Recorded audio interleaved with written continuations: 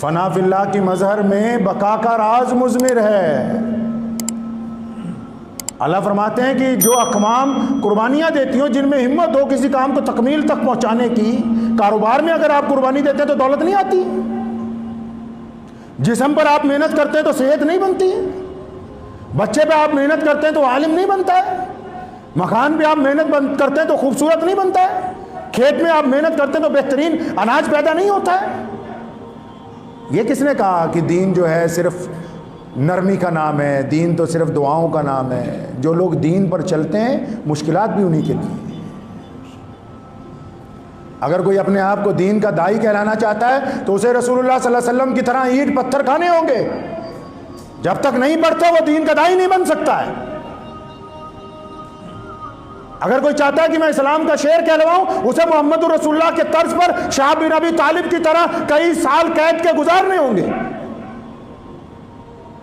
نبوت کے 14 سال مشکلات سے پر سال ہیں۔ آپ اندازہ لگائیں حضرات صحابہ کرام رضی اللہ تعالیٰ عنہ نے بھوکے پیٹ پر پتھر باندھ کے جب جنگ خندق کی تیاری کی تو رسول اللہ نے کیا فرمایا؟ جب ایک گھن مارا، سراقہ کھڑے ہوئے تھے قریب، فرمایا سراقہ میں تیرے ہاتھوں میں کسرا کے کنگن دیکھتا ہوں۔ کون کسرا؟ جو اس وقت کی سپر پاور ہے۔ اسلام نے کہا کہ محنت کریں۔ اسلام نے یہ نہیں کہا کہ دین گدوں پہ بیٹھ کے پھیلے گا۔ اسلام نے یہ نہیں کہا کہ دین کا مطلب یہ ہے کہ بس اے سی لگا کے آپ نماز پڑھتے رہیں تو آپ کی دعائیں قبول ہو جائیں گی۔ نہیں، انسان کے کردار کو پہلے دیکھا جائے گا۔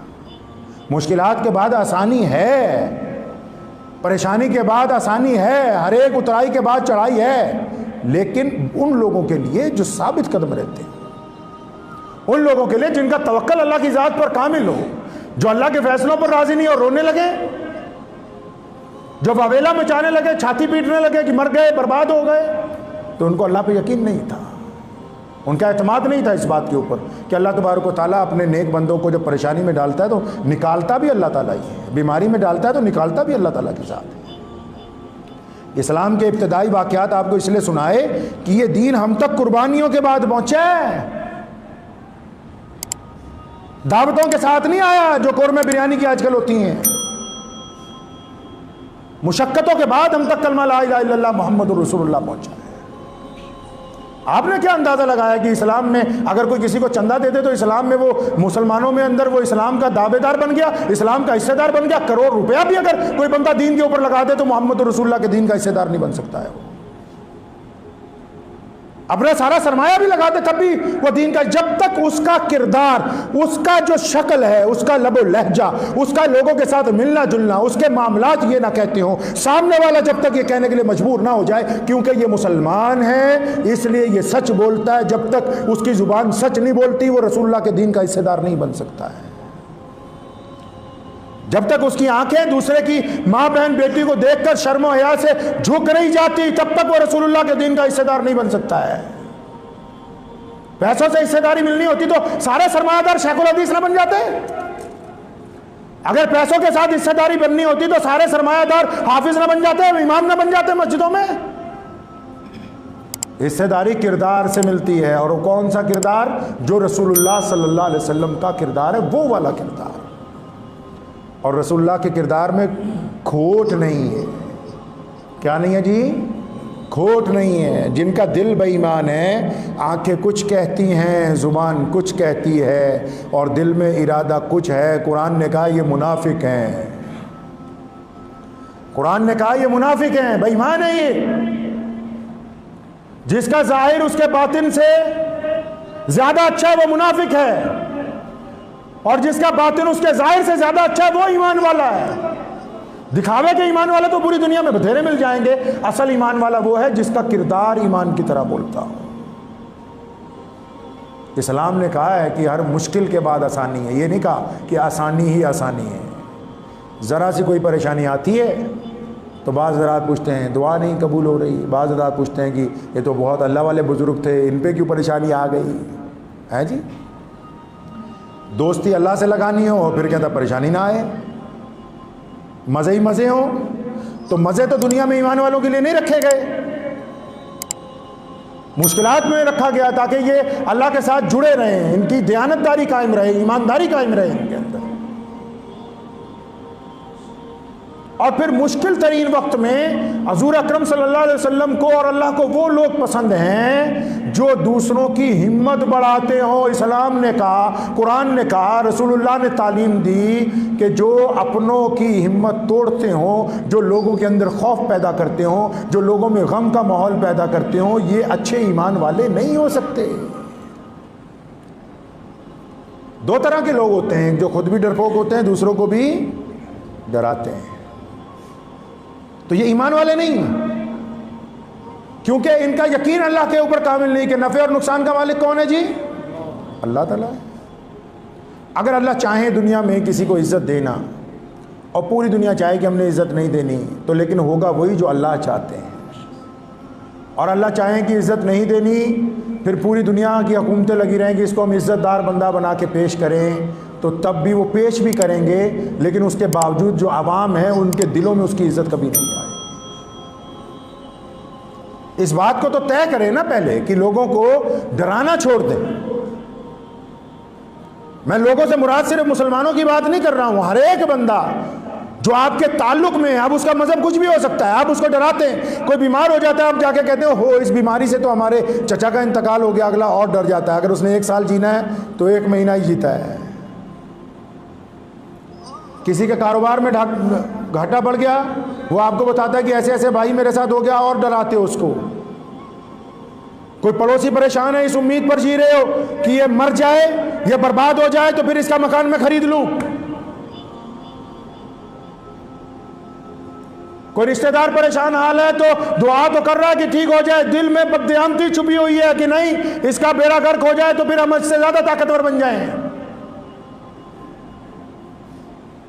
اللہ تعالیٰ دلوں کے حال جانتا ہے، تبھی تو کہا نا وَيْلٌ لِّكُلِّ ہُمَزَةٍ لُمَزَةٍ، فرمایا ویل اور تباہی ان لوگوں کے لیے جو سارا دن دوسروں کے عیب تلاش کرتے ہیں پھر آگے جا کے بتاتے پھرتے ہیں۔ قرآن نے کہا، محمد رسول اللہ نے فرمایا انما الاعمال بالنیات او کما قال النبی صلی اللہ علیہ وسلم، فرمایا عمل کا دار و مدار تو نیت پر ہے۔ اب جن کی نیت میں خوف ہو، جن کی نیت کے اندر ڈر ہو، جن کی نیت کے اندر بزدلی ہو، وہ کس طریقے سے اپنی عوام کو، اپنے چاہنے والوں کو، اپنے ماننے والوں کو، اپنے ساتھیوں کو، دوستوں کو، اپنے پڑوسیوں کو کس طریقے سے وہ یہ کہہ سکتے ہیں کہ تم صبر رکھو، تم ہمت رکھو، جبکہ ان کی خود کی نیت جو ہے وہ خوف زدہ ہے، وہ نہیں کچھ کر سکتے۔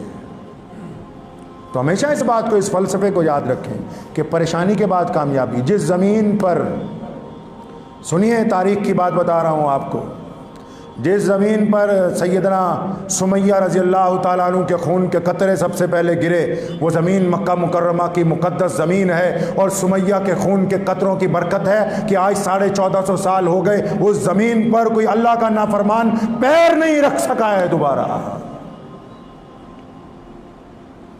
جس روئے زمین پر سیدنا حبیب بن زید کے ہاتھ پاؤں کاٹے گئے، آج وہاں 5 وقت اذان ہوتی ہے۔ تاریخ عالم اس بات کی گواہ ہے کہ اللہ تبارک و تعالیٰ نے کہا کہ ہر مشکل کے بعد آسانی ہے، تو صحابہ نے کتنی مشکلیں اٹھائیں تو کیا آسانیاں نہیں آئیں؟ سیدنا بلال، جن کو اس دور کے کافر دیکھنا اچھا نہیں سمجھتے تھے، جن کو اس دور کے لوگ سلام کرنا نعوذ باللہ اچھا نہیں سمجھتے تھے، آج کے دور کا ہر ایک مسلمان، اب وہ چاہے کسی ملک کا بادشاہ ہو، کسی مسند کا شیخ الحدیث ہو، کسی ملک کا گورنر ہو، اس کی یہ خواہش ہے کہ کاش ایک وقت مل جائے تو میں سیدنا بلال کی قبر پہ کھڑا ہو کے سلام پیش کر دوں۔ تو غلاموں کو یہ عزتیں کس نے دی ہیں؟ یہ عزتیں کس نے عطا کی ہیں؟ یہ محمد رسول اللہ صلی اللہ علیہ وسلم کا فلسفہ ہے۔ ابو جہل نے پیغام بھیجا تھا مشرکین مکہ کے ہاتھ کہ جا کے بتاؤ ہم آ رہے ہیں بدر میں۔ کیوں پیغام بھیجا؟ نعوذ باللہ کہ محمد رسول اللہ ڈر جائیں۔ احد میں دھمکی دی گئی، خندق کے اندر کہا گیا کہ بس اب آخری وقت ہے آپ کا، اور سونے رسول صلی اللہ علیہ وسلم اگر گھبراتے ہم تک دین پہنچتا نہیں پہنچتا۔ آج تو کام بہت آسان ہے، استقامت کے ساتھ اپنی بات کو سچائی سے رکھنا ہے، بس اپنی گفتگو کو ایمانداری سے پیش کرنا ہے۔ حدیث میں آیا کہ افضل ترین جہاد سچ بات کہنی ہے، کفار وقت کے سامنے سچ بات جو بندہ بول رہا، فرمایا یہی افضل ہے، بس آپ سچ بولیں، بس اور اس ملک میں تو سچ ان لوگوں کو بولنے کے لیے کہا جا رہا ہے جن لوگوں کے آبا و اجداد نے اس زمین کو آزاد کروانے کے لیے اپنا خون دیا ہے، اپنی قربانیاں دی ہیں، پھانسی کے پھندوں کو چوما ہے، اپنے گھر بار برباد کروائے انگریز کے ہاتھوں میں، ان لوگوں کو کہا جا رہا ہے کہ بس صرف سچ بولا کرے، کم از کم صرف سچ بولا کرے، کہ آپ کے سچ بولنے سے مصیبتیں ٹل جائیں گی، آپ کے ایماندار ہونے سے بہت سی پریشانیاں ختم ہو جائیں گی۔ لیکن کہتے ہیں ہم نے سچ نہیں بولنا۔ پردھان تو مسلمانوں کا بننا ہے، لیکن جب مسئلہ آ جائے گا تو حمایت افسروں کی کرنی ہے۔ پردھان تو بننا ہے مسلمانوں کا، لیکن جب پنگا پڑ جائے تو حمایت کرنی ہے افسران کی، تاکہ وہ ان سے راضی ہو جائیں۔ تو پھر تمہیں کہا کس نے کہ تم مسلمانوں کے ذمہ دار بن جاؤ؟ میرے پاس کئی لوگ آئے کہ مولانا کلیم صدیقی صاحب کے بارے میں دوبارہ کچھ کہیں، تو میں نے کہا یہ تو سیاسی مسئلہ ہے۔ میرے پردادا رئیس الارار مولانا ابراہیم لدھیانوی رحمۃ اللہ علیہ نے بڑی تاریخی بات کہی۔ سن 1929 میں جب انگریز کی طرف سے قادیانیت کا زور بڑھا، کئی مولویوں نے کہا یہ ختم نبوت کا مسئلہ دینی ہے۔ فرمایا دینی صرف اس لحاظ سے ہے کہ یہ جھوٹی نبوت کا اعلان کرتا ہے، لیکن یہ مسئلہ سیاسی ہے۔ سیاسی کیوں ہے جی؟ کیونکہ انگریز مرزا غلام قادیانی کو پروجیکٹ کر کے یہ چاہتا ہے کہ مسلمان دیش کی آزادی سے پیچھے ہٹ جائیں، ہمیں زیادہ دیر تک اس ملک میں راج کرنے کا موقع ملے۔ فرمایا جب تک اس کو سیاسی طاقت سے جواب نہیں دیں گے مسئلہ حل نہیں ہوگا۔ اب یہ جو ملک میں مسائل چل رہے ہیں بڑے بڑے، یہ مذہبی مسائل نہیں ہیں، یہ سیاسی مسائل ہیں۔ اور حضور اکرم صلی اللہ علیہ وسلم نے مسجد نبوی کی چٹائی پر بیٹھ کر سیاست کی ہے، چٹائی پر بیٹھ کر، چاروں خلفائے راشدین نے بھی۔ اب اگر جھوٹا مقدمہ پڑ بھی گیا، اب سرکار کو تو پتہ ہے کہ بھئی انہوں نے ایک ہی کام کرنا ہے، وکیل کروا کے دینا۔ کئیوں کو میری یہ بات چپ جاتی ہے کہ جی بڑے مولویوں کے خلاف نہ بولو۔ میں اس لیے کہہ رہا ہوں کہ بھائی اگر کسی کو قوم نے بڑا بنایا، کس لیے بنایا؟ گھر میں باورچی خانے میں جس کی ڈیوٹی ہے کھانا بنانے کی نا، شام کو نہیں پہنچیں گے تو ناراض نہیں ہوں گے آپ؟ گھر میں مرد کی ڈیوٹی دولت کما کے لانے کی ہے، وہ خالی ہاتھ آئے گا، آپ ناراض نہیں ہوں گے؟ مدرسے میں مدرس کی ڈیوٹی تعلیم دینے کی ہے، وہ نہیں پڑھائے گا تو آپ ناراض نہیں ہوں گے؟ امام کی ذمہ داری وقت پہ نماز ادا کرنے کی، وہ نماز نہیں پڑھائے گا تو آپ کیا ناراض نہیں ہوتے؟ پولیس کا کام لا اینڈ آرڈر کو مینٹین کرنا ہے، وہ نہیں کرتے تو کیا آپ حکومت سے ناراض نہیں ہوتے؟ اگر ہر آدمی اپنی ذمہ داری ادا کر رہا ہے تو یہ جن کو بڑے مولوی بنایا، کیا صرف جلسوں میں ان کو جبے پہنا کے مسافر کرنے کے لیے بنایا؟ ان کو ہمارا تماشا دیکھنے کے لیے بنایا؟ اس لیے کروڑ روپے کی گاڑیاں خرید کے دی ہیں ان کو کہ جب ہم پر مصیبت آئے تو تم چپ ہو کے بیٹھ جانا اپنے گھر میں؟ اس لیے بنایا ہے کیا؟ اس لیے کسی کو بڑا بنایا جاتا ہے؟ بڑا اس لیے بنایا جاتا ہے کہ جب رسول صلی اللہ علیہ وسلم کے بارے میں حضرت علی رضی اللہ تعالیٰ عنہ فرماتے، سنو، فرمایا بدر کا دن تھا اور جب مشرکین ہم پر زیادہ حاوی ہونے لگے، فرمایا علی مرتضیٰ کہتے جو شیر خدا ہیں، جو مولا ہیں، جن کو حضور صلی اللہ علیہ وسلم نے کہا، جن کے بارے میں عمر نے کہا کہ جن کے علی مولا ہیں تو میرے بھی علی مولا ہیں، وہ کہتے ہیں کہ جب جنگ بدر میں بہت انتہا کی جنگ تیز ہوئی اور جب کوئی سایہ نہیں تھا تو ہم محمد رسول اللہ کے پیچھے جا کے سایہ تلاش کرتے تھے۔ تو کس لیے بنایا؟ کسی کو بڑا کس لیے بنایا؟ گھر میں باپ کیوں ہوا؟ تاکہ بچے اس کے سائے میں پلیں ہیں جی۔ ہم نے MP MLA کیوں بنائے؟ تاکہ وہ ہماری قیادت کریں گے، وہ ہماری زبان بولیں گے جا کے پارلیمنٹ میں، وہ ہماری باتیں پارلیمنٹ تک پہنچائیں گے، وہاں جا کے بتائیں گے کہ ہمارے ساتھ ظلم ہوا ہے، زیادتی ہوئی ہے، کیا بات ہوئی، وہ کہیں گے اپنی زبان سے۔ یہ جو بار بار جاتے ہیں لاکھوں لوگوں کو لے کے جلسے کرنے کے لیے دلی کے میدان کے اندر، بس صرف اس لیے کہ آپ پگڑیاں باندھیں اور بندھوائیں، مٹھائی کھائیں اور کھلائیں اور عید ملن کے پروگرام کریں اور کروائیں، یہ اس کام کے لیے آپ کو بڑا بنایا ہم نے؟ کہ ہماری جب بے بسی ہو تو اس کا تماشا جب پوری اقوام دیکھیں تو آپ بھی ایک طرف بیٹھ کے کہیں کہ ہم نے تو ایک پریس نوٹ جاری کر دیا، بس پریس نوٹ اگر جاری کرنے کا مسئلہ ہے پھر اس کے لیے تو 2 سیکٹری رکھ لیے جائے، پوری قوم رکھ لے 2 بندوں کو، یہ پریس نوٹ نکال دیا کریں۔ دلی کی جامع مسجد کے ممبر پر کوئی بیٹھا ہو اور اس کی زبان نہ کھلتی ہو، اور مسلم ملک کے 4 بڑے مدرسے، دارالعلوم دیوبند ہے، ندوۃ العلماء ہے، علی گڑھ کی مسلم یونیورسٹی ہے، مظاہر العلوم ہے، اور وہ خاموش رہے کہ جی ہمارے ایک عالم دین کے ساتھ زیادتی ہوئی ہے، ہم کچھ نہیں بول سکتے، تو پھر آپ بڑے بنے کیوں ہیں؟ کوئی آپ کے بغیر ایسا تو نہیں کہ قوم نہیں چلے گی، ایسا بھی نہیں ہے۔ میں نہیں رہوں گا تب بھی مسجد آباد رہے گی۔ تو ایسا تو نہیں ہے کہ کسی کے بغیر دین نہیں چلے گا، اسلام نہیں چلے گا۔ مجھے بہت سارے لوگوں نے روکا کہ ان لوگوں پہ اعتراض نہ کریں، کیوں، کیا وجہ ہو گئی، پتہ تو لگے۔ کیا ہمارا کام ایک وکیل کروا کر دینا ہے؟ اسی میں آپ ہم پہ احسان چڑھا رہے ہیں کہ وکیل کروا دیا ہے۔ آپ جا کے ملتے وزیر اعظم کو، کیونکہ ہم اس ملک میں جس طرح اور لوگ بستے ہیں ہم بھی بستے ہیں، آپ جا کے اپنی بات کرتے، آپ نے وقت ہی نہیں مانگا۔ آپ یو پی کے وزیر اعلیٰ کو ملتے، جا کے اپنی بات تو رکھتے، آپ نے وقت ہی نہیں مانگا۔ آپ پارلیمنٹ کی سب کمیٹیوں کے ساتھ ملاقات کرتے، ان کو بتاتے کہ یہ جو مقدمہ درج ہوا مولانا پر، جھوٹا مقدمہ درج ہو گیا، آپ گئے ہی نہیں اٹھ کے۔ آپ پریس کلب آف انڈیا تک نہیں گئے، جا کے ان ثبوتوں کو پیش کرتے کہ جناب یہ دیکھیے یہ زیادتی ہو گئی، اس زیادتی کو رد کر دینا چاہیے، مسلمانوں کو بڑی تکلیف پہنچی ہے، مسلمانوں کے ساتھ ساتھ پورے دیش میں جو انصاف پسند لوگ ہیں ان کو تکلیف پہنچی ہے، آپ خاموش رہے۔ تو کہیں نہ کہیں یہ ضروری نہیں ہے کہ جو لوگ سیاسی طور پر ہمارے مخالف ہیں صرف انہی کا قصور ہے، ان کا قصور نہیں ہے، قصور ہمارا بھی ہے۔ جن لوگوں کو ہم نے اپنا قائد بنایا ہے، جن کو ہم نے اپنا لیڈر بنایا ہے، جن کے ہاتھ میں ہم نے اپنی تقدیر کی رسی پکڑا دی، تو انہوں نے ہمیں ہی نظر انداز کر دیا۔ کسی نے کہا نا، وقت بھی ہو گیا ہے، کہ تو ادھر ادھر کی نہ بات کر، یہ بتا کہ قافلہ کیوں لٹا۔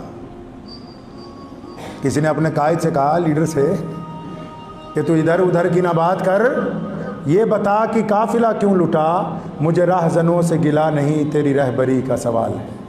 دعا کیجیے اللہ مجھے اور آپ کو اس پہ عمل کی توفیق عطا فرمائے۔ وآخر دعوانا الحمدللہ رب العالمین۔ مجھے امید ہے کہ آپ کو یہ ویڈیو پسند آئی ہوگی۔ اگر پسند آئی ہو تو یہ آپ اپنے دوستوں کے ساتھ شیئر کریں اور اس چینل کو سبسکرائب ضرور کریں۔